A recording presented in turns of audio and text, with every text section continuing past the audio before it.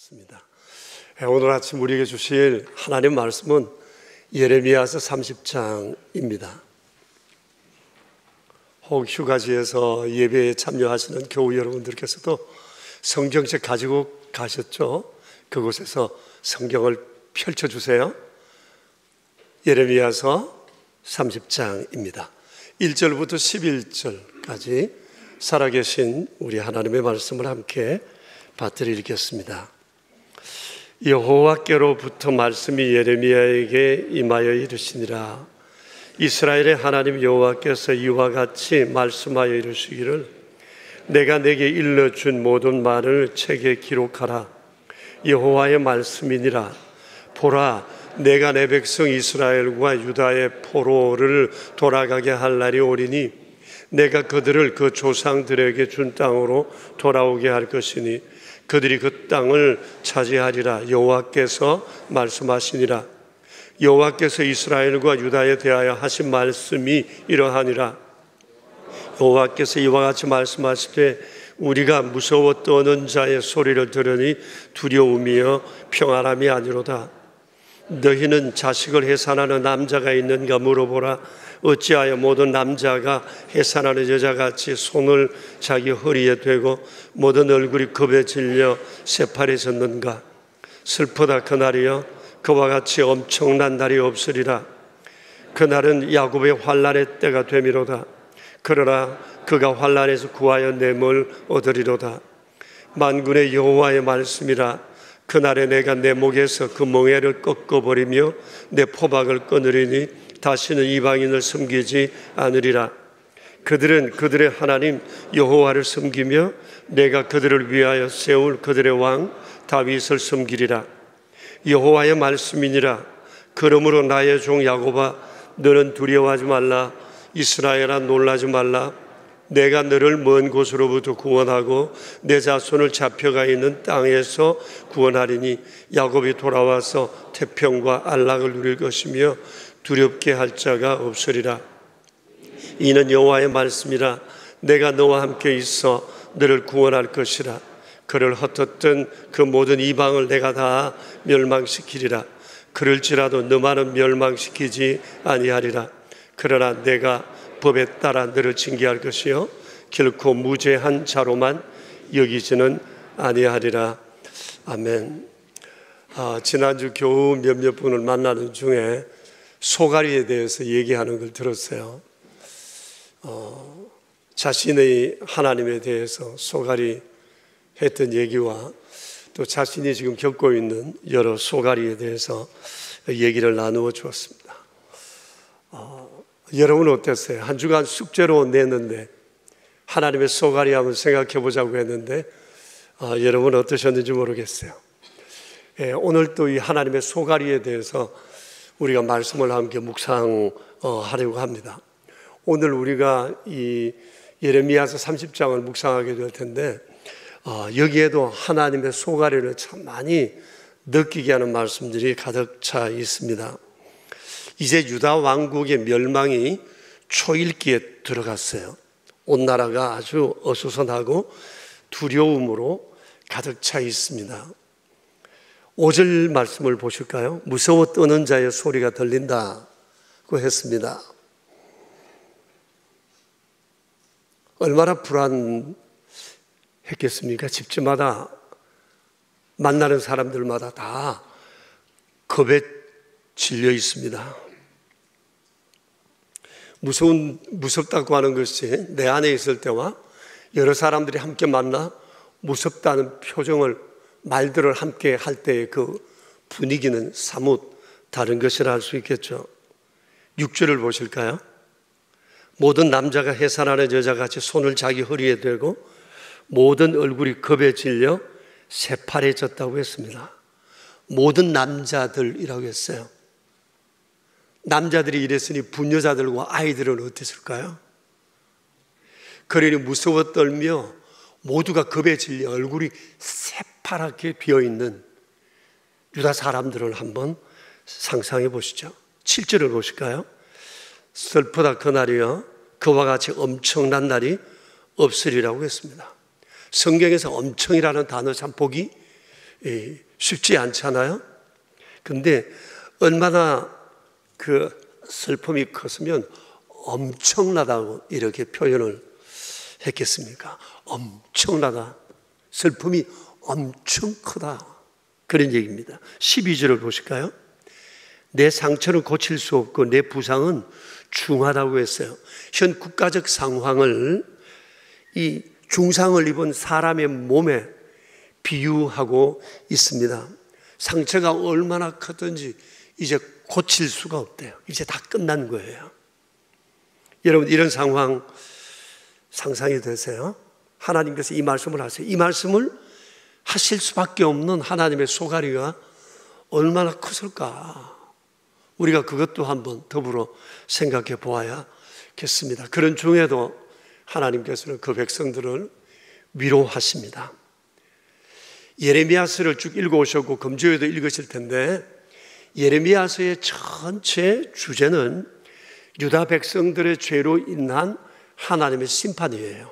근데 특별히 그 중에서도 30장과 31장은 위로의 말씀으로 가득 채워져 있습니다.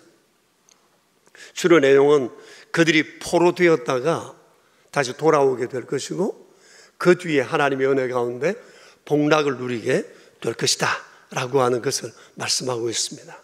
이 내용들, 많은 내용 가운데 몇몇 부분만 우리가 함께 보겠습니다. 3절을 보실까요?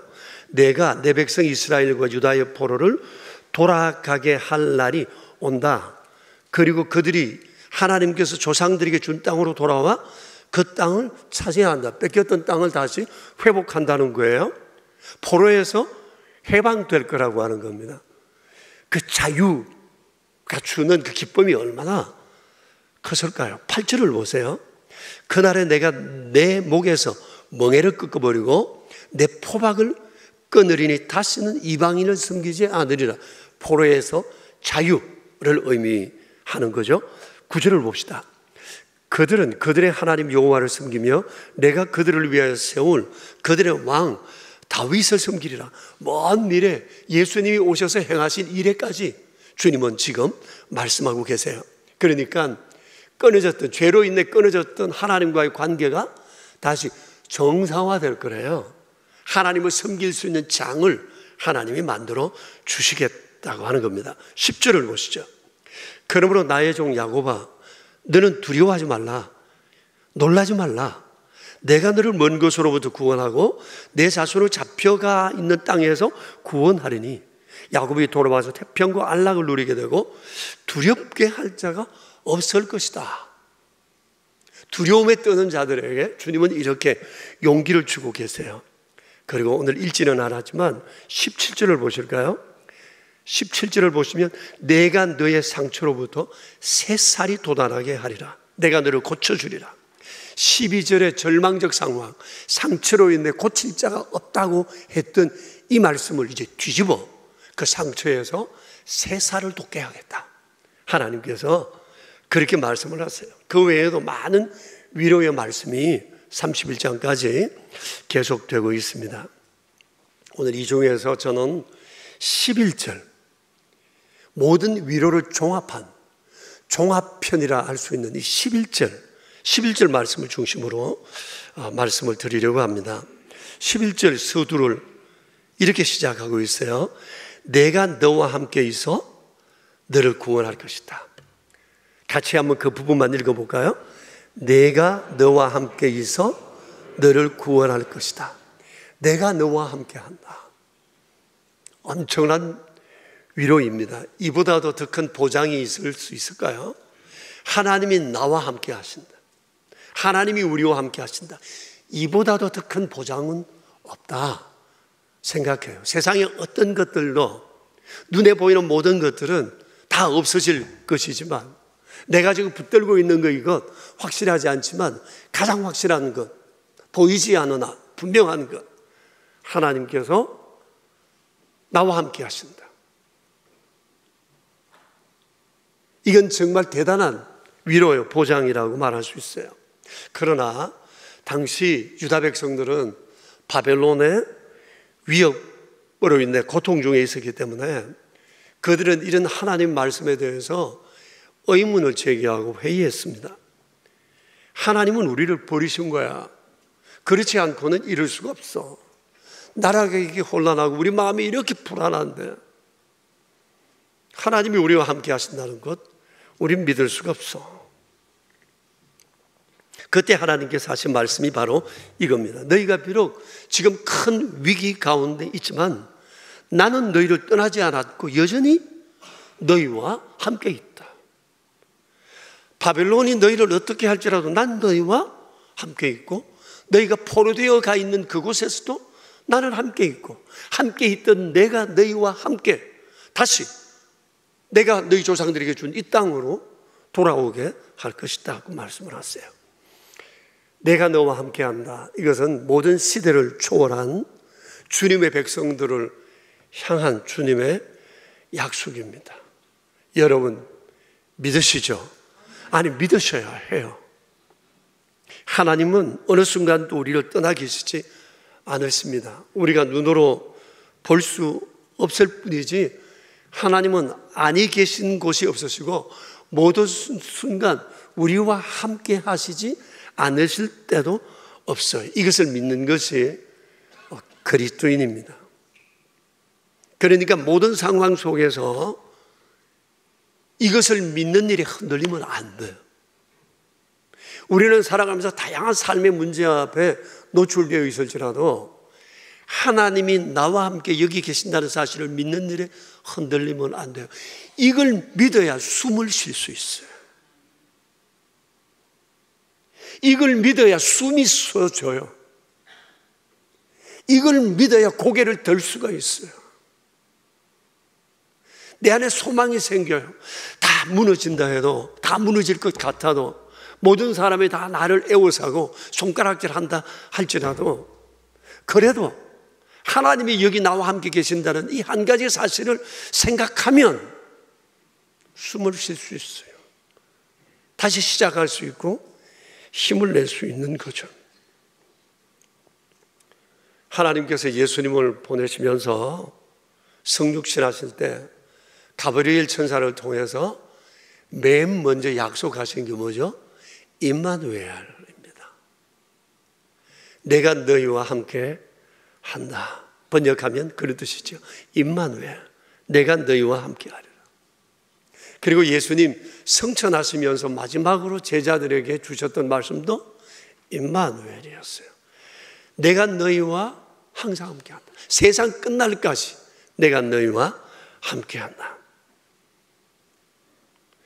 그런데 임마누엘의 이 믿음을 가지기가 참 어려웠던지 하나님께서는 예수님 성육신 하실 때도 말씀하셨고 떠나시면서도 말씀하셨어요. 늘 함께 계시다가 떠나시면서도 말씀하셨어요. 그리고 성령으로 우리 속에 영원히 계시겠다고도 말씀하셨어요. 그러니까 사람들이 이걸 잘 안 믿는다는 거죠. 눈에 보이는 것에 늘 익숙해 온 우리들이기 때문에 눈에 보이지 않는 것을 믿는 일이 그렇게 어렵다는 것입니다. 그래서 많이 강조하시는 거예요. 임마누엘, 내가 너와 함께한다. 그러니까 이거 안 믿으면 다 무너지는 것이고 이거 안 믿으면 그리스도인 아니에요. 이걸 믿어야 한다는 겁니다. 미우라 아야코라고 하는 일본의 유명한 예류 작가가 있습니다. 이분이 쓰신 책을 여러분들도 읽으신 적이 있을지 모르겠는데 이분의 책을 읽다 보니까 이분이 자기가 제일 좋아하는 성경의 단어 둘을 얘기했어요. 임마누엘 그리고 아멘이라고 얘기를 하더라고요. 여러분 아멘은 뭐죠? 그렇게 믿습니다. 동의합니다는 뜻이잖아요.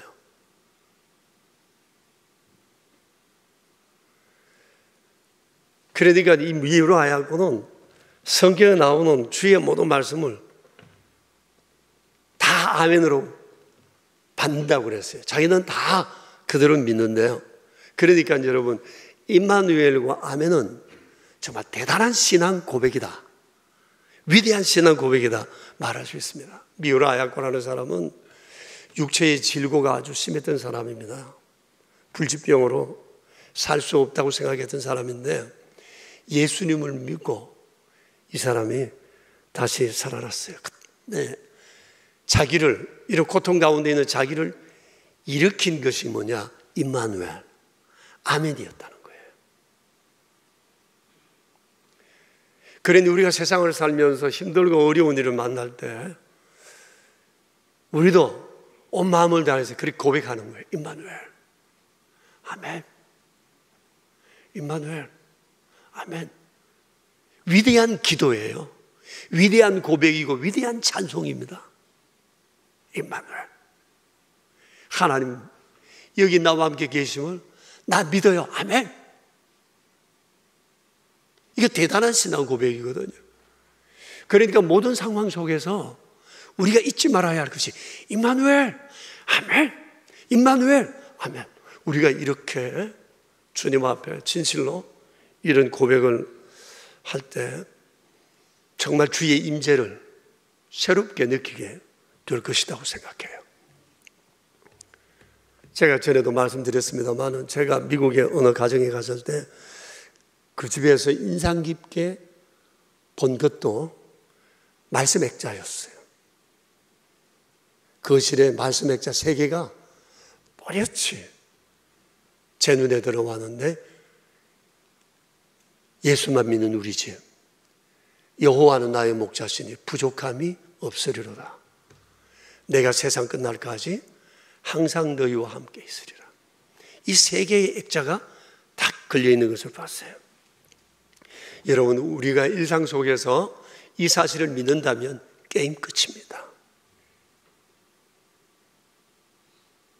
이게 우리의 일상의 신앙이 돼야 합니다.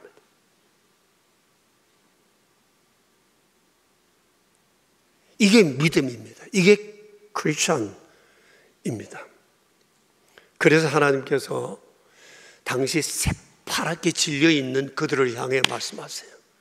내가 너희와 함께 있다. 힘들고 어려운 상황 속에 이 말보다도 더 위로가 되는 말씀이 어디 있을까? 믿는다면 이건 엄청난 위로가 되는 말씀이거든요. 내가 너와 함께 있어 너를 구원하리라 그 말씀하셨어요. 그들은 이를 믿어야 했었어요. 믿지를 못했어요. 하나님 말씀을 안 믿어주니 하나님 무척 속이 상하셨던 것입니다. 그러시면서 주님 또 말씀하세요. 여러분 11절을 보십시오. 11절 그 뒤에 보면 이렇게 말씀을 하십니다. 내가 그 모든 이방을 멸망시킬지라도 너만은 멸망시키지 아니하리라. 여러분 거기다가 밑줄 쳐야 되지 않겠어요? 너만은 다 멸망시킬지라도 너만은 멸망시키지 않으리라고 했어요. 너만은 그랬어요. 무슨 뜻이죠? 넌 내게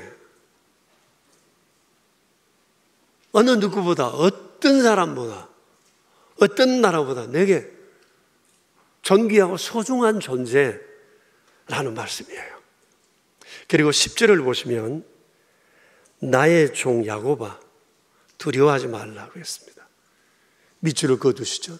나의 종 야곱이라고 지칭하셨어요. 이것은 그들이 주의 종이라는 뜻이 아닙니다. 성경에 나오는 이 종이라고 하는 것은 노예라는 뜻도 있지만 또 다른 의미는 하나님과의 특별한 관계 속에서 결속되어 있는 주의 백성이라는 뜻이에요. 그러니까 하나님과의 특수 관계에 있는 사람을 일컬을 때 종이라 불렀어요. 그러니까 너는 나와 특수 관계에 있는 사람들이다. 나의 종. 그런 의미입니다. 그러니 하나님께서 어찌 그들과 함께 하시지 않으시겠어요?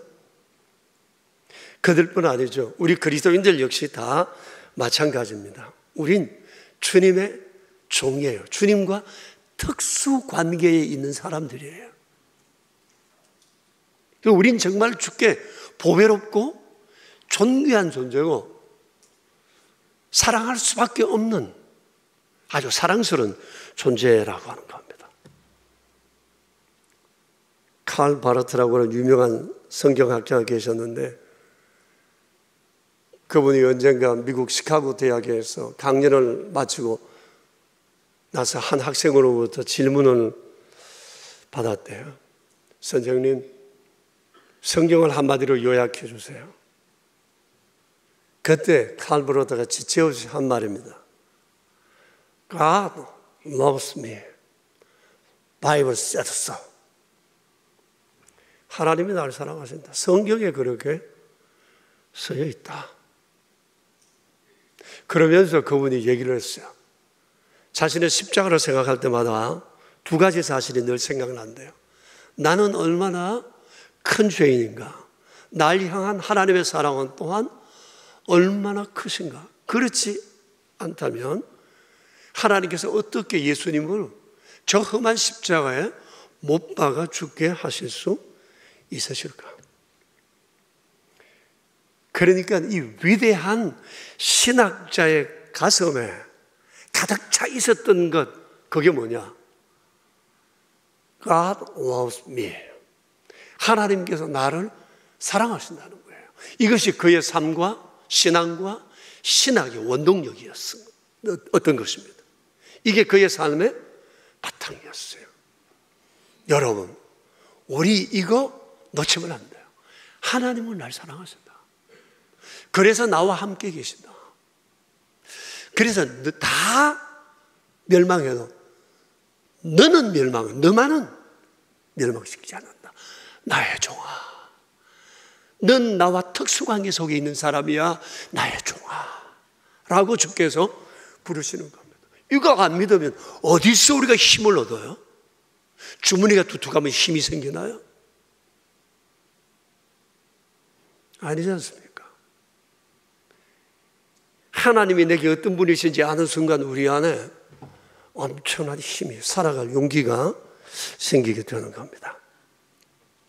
여러분, 이번 여름 성경학교 수련회에 참 많은 교사 선생님들, 우리 교육자들이 애를 많이 썼어요. 우리 아이들이 즐거워하는 모습 보니까 너무 기뻤는데, 초등팀 아마 티셔츠 로고를 보셨는지 모르겠어요. 예. 제일 처음에 이거 보고 좀 생소했어요. 저기 뭐지? 우리 교회 로고 많잖아요. 우모아도 있고, Love God, Love People도 있고, 이번 여름 성경학교 주제가 뭐예요? 나의 소망, 나의 기쁨 대신 예수님도 있고, 이것도 많은데 왜 저걸 했을까? 그래서 제가 첫날 이게 뭐냐고 선생님께 물었어요.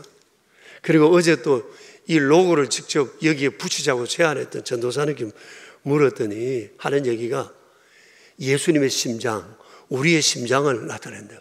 펄떡펄떡 뛰는 이 심장을 의미한대요.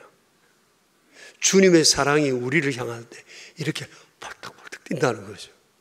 그리고 우리도 주님을 향하여 이런 심장을 가지고 우리 이웃을 향하여 이 사랑으로 펄떡펄떡, 사랑으로 펄떡펄떡 뛰는 이 마음으로 다가가야 한다는 겁니다. 그런데 신기한 건요, 이번 주간 예수님만 생각하면 이 로고가 눈앞에 번쩍번쩍해요. 또 이 로고를 보면 주님의 사랑이 생각나는 거 있죠. 이 로고 대박, 김동윤 전도사님 상 줘야겠어요.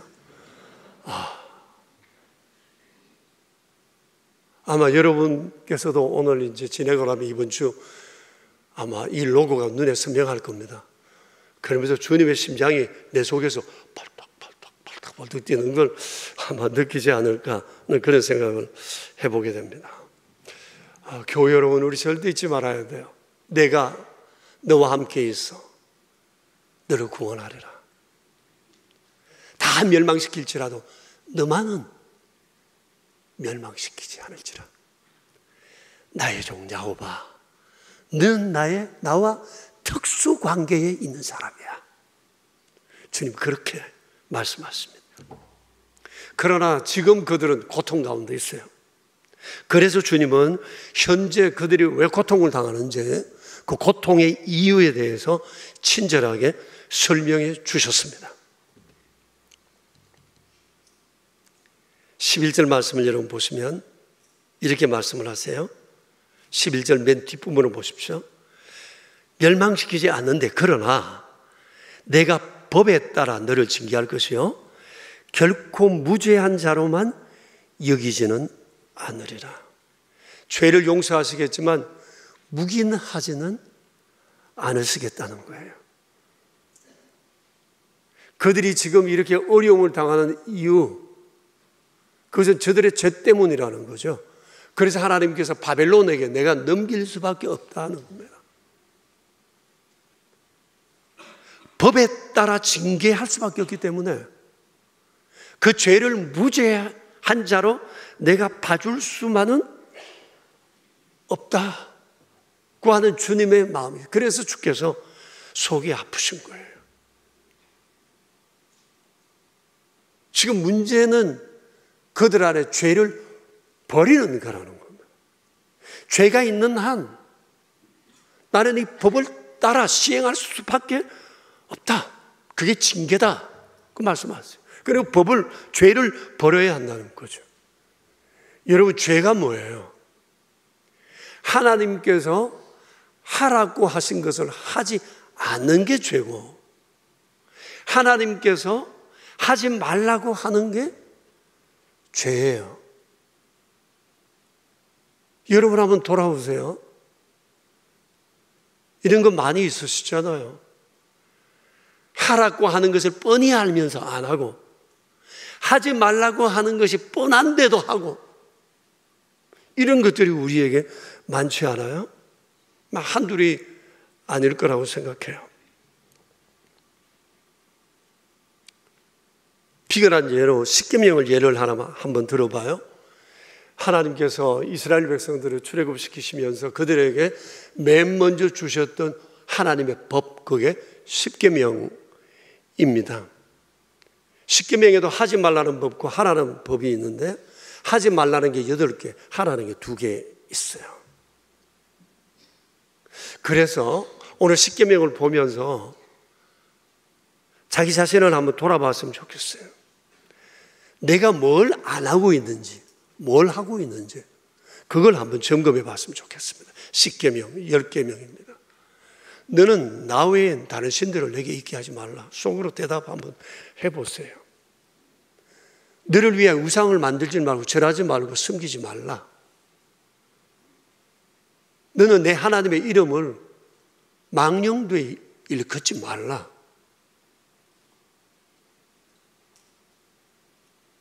안식일을 거룩하게 지키라. 내 부모를 공경해라. 살인하지 말라. 간음하지 말라. 도적질하지 말라. 내 이웃에 대하여 거짓 증거하지 말라. 내 이웃의 것을 탐내지 말라. 여러분, 십계명은 우리 신앙의 모법입니다. 그리고 이 모법으로부터 하나님께서는 다양한 구체적인 법들을 성경 곳곳에 흩어 말씀해 놓으셨습니다. 오늘 11절 말씀이 이렇게 하시잖아요. 이 법에 따라 너를 징계할 것이다. 바로 이 법입니다. 바로 이 법을 따라 주께서 징계하시는 거예요. 여러분, 지금 우리가 예언서의 말씀을 쭉 읽어오는데 주의 백성들이 이 법을 안 지켰어요. 하라는 건 안 하고 하지 말라는 것만 골라 했어요. 그러면 안 된다고 선지자들을 통해서 끊임없이 얘기했지만 더러운 먹지를 않았던 겁니다. 그러니까 이스라엘과 유다의 심판은 바로 이 법을 지키지 않음으로 징계를 받게 된 거예요. 그러니까 징계를 받지 않으려면 이 법을 삶에서 제거해야 되는 것입니다. 이게 그들만의 문제가 아니라 오늘 주의 백성된 우리를 향한 주님의 요청이기도 하고 또 세상 모든 사람을 향한 주님의 요청이기도 해요. 세상 사람들은 유익을 따라 할까 말까를 생각하지만 우리는 하나님 때문에 해야 되나 말아야 되느냐를 생각하니까 우리가 훨씬 법을 지키며 유리한 입장에 있다, 그렇게 볼 수 있을 것입니다. 그런데 징계를 받지 않으려고 하면 반드시 이 죄들을 우리 안에서 제거해야 되는 겁니다. 여러분, 십계명 틀 안에서만 한번 생각해 보세요. 좀 전에 10개 계명 봤잖아요. 하라는 것, 안 하는 거 있어요? 하지 말라는 것 지금 기웃거리고 있는 게 있습니까? 버려야 합니다. 그렇지 않으면 징계할 수밖에 없습니다. 결자해지라는 말 여러분 아시잖아요. 무슨 뜻이죠? 일을 저지른 사람이 일을 해결해야 된다는 말입니다. 이걸 성경적 의미로 말하면 회개입니다. 그래야 하나님이 해결해 주세요. 그게 바로 용서입니다. 그러니까 결자 해지 없이 용서는 없어요.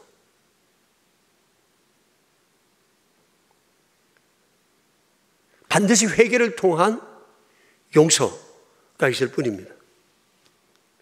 근데 회개가 분명해야 합니다. 이를 위해서는 죄를 끊겠다는 결단이 있어야 돼요. 안 해야 돼요. 나의 회개가 설렁설렁하면 그 죄사함이 내가 확신이 없어요. 그래서 했던 회개 또 하고 했던 회개 또 하는 이유는 회개가 분명하지 않았기 때문에, 결자 해지가 제대로 안 됐기 때문이에요. 안 하겠다면 안 해야 하는 겁니다. 끊겠다면 끊어야 하는 겁니다. 이게 안 되니까 주님과의 관계도 문제가 있고, 주님이 지금 참고 기다리실 뿐이지 망해도 수십 번 망해야 할 그런 처지에 우리가 있었다는 사실을 우리는 기억해야 합니다. 하나님께서 용서하지 못할 죄도 없고 용서하지 못할 사람도 없어요. 죄에서 무결한 사람은 아무도 없습니다. 그렇기 때문에 만일 내가 죄가 있다면 결자 해지하는 마음으로 반드시 우리는 회개를 미루지 않아야 합니다. 다윗이 그랬습니다. 지난주에 우리 말씀 봤잖아요. 예레미야서 8장 12절에 거기 보면 당시 대부분의 사람들이 가증한 일을 행하면서도 부끄러운 줄 모르고 얼굴이 붉어지지 않으면서 내가 뭐 어떤데, 내가 뭘 했는데 라고 얘기를 한다는 것입니다. 다윗이라는 사람은 그러지 않았어요. 얼굴이 붉어졌고 부끄러운 줄 아는 사람이었어요. 그런데 유다 백성들은 그러지 않았습니다. 그렇게 하나님의 속을 무던히도 속였던 것입니다. 그래서 사랑하는 교우 여러분, 우리는 오늘 말씀을 통해서 두 가지를 분명히 확신해야 됩니다. 하나는 하나님께는 내 빼 없다. 하나님은 나를 사랑하신다. 그러나 죄를 범하면 하나님은 묵인하지 않으신다. 그러므로 우리는 무죄한 자로 여기지 않으신다는 주님의 말씀의 법 앞에 회개하며 돌이키기를 주저하지 않아야 할 것입니다. 그럴 때 유쾌한 날이 주께로부터 이룰 것이고 성령을 받게 될 것이고 다윗 같은 은총을 우리가 입게 될 것입니다. 이런 아름다운 은총 속에 우리가 살아갈 수 있게 되길 축복합니다. 함께 기도합시다. 우리 한번 자신을 돌아봤으면 좋겠습니다.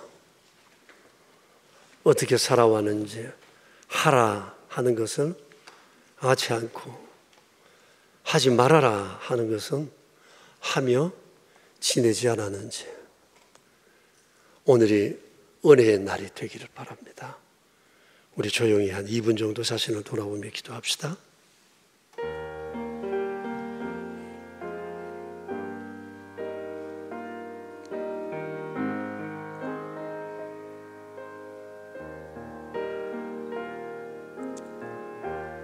주님, 주님,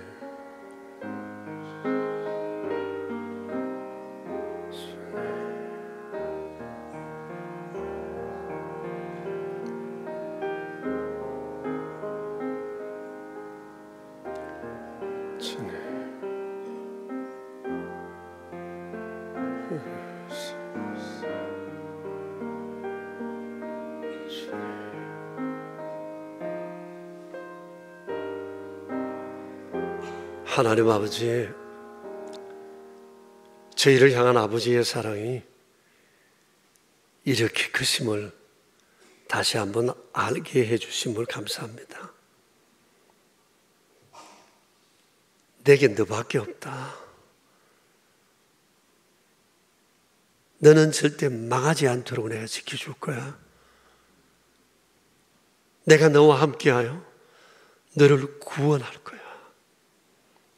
너는 나와 특수관계에 있는 사람이야. 주님 여러 번 강조하여 말씀하신 것 저희 마음에 새겨 살겠습니다. 이렇게 큰 사랑을 받은 우리 주 앞에 부끄러운 짓 그만하고 싶습니다. 이제 하라는 그만하고 하지 말라는 것은 과감히 결단하고 내려놓기를 원합니다. 망하기 전에, 징계가 임하기 전에 주여 저희로 돌이키게 하여 주시옵소서. 주여 우리 명선의 가족들을 불쌍히 여겨주시고 우리를 향하여 벌떡벌떡 뛰는 가슴으로 사랑 안고 다가오시는 주님의 그 사랑 감복하며 믿음으로 승리하는 우리 모두 되게 하옵소서. 우리의 구세주 예수 그리스도 이름으로 기도드립니다. 아멘.